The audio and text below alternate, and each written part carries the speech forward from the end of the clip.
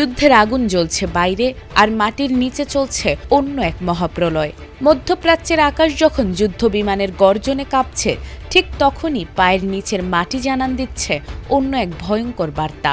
মাত্র 7 দিনে 83 বার কেঁপে উঠেছে পারমাণবিক শক্তিধর দেশ ইরান। চারদিকে যখন বারুদের গন্ধ, তখন মাটির নিচের এই অনবরত কম্পন কি কেবলই প্রকৃতির খেলা, নাকি এর আড়ালে লুকিয়ে আছে অন্য কোনো ভয়ঙ্কর রহস্য?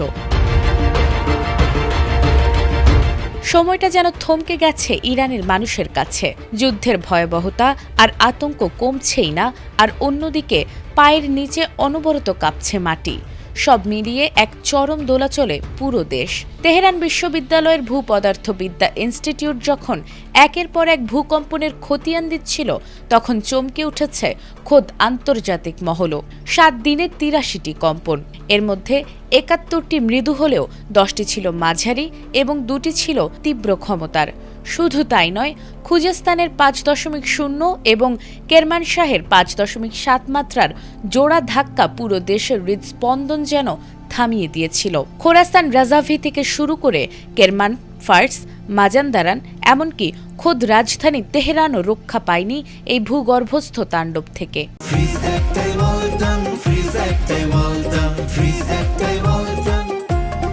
আর এই ঘন ঘন কম্পনই জন্ম দিয়েছে এক বিশ্বকাঁপানো গুঞ্জনের।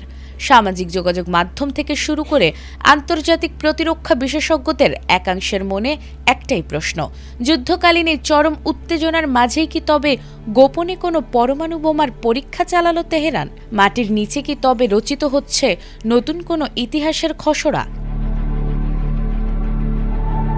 তবে এই রুদ্ধশ্বাস উত্তেজনার মাঝেই মুখ খুলেছেন বিজ্ঞানীরা। সব জল্পনা কল্পনায় পানি ঢেলে ইরানের শীর্ষ ভূমিকম্প বিশেষজ্ঞরা স্পষ্ট জানিয়ে দিয়েছেন, এর পেছনে কোনো বারুদ কিংবা পরমাণুর হাত নেই।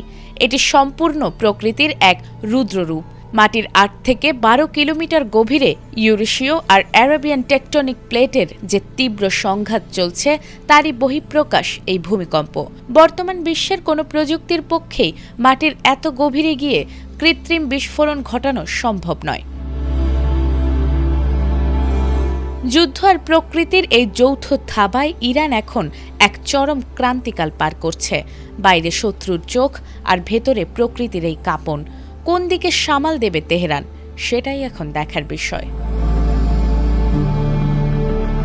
নাজমুন নাহার জান্নাত, এটিএন বাংলা।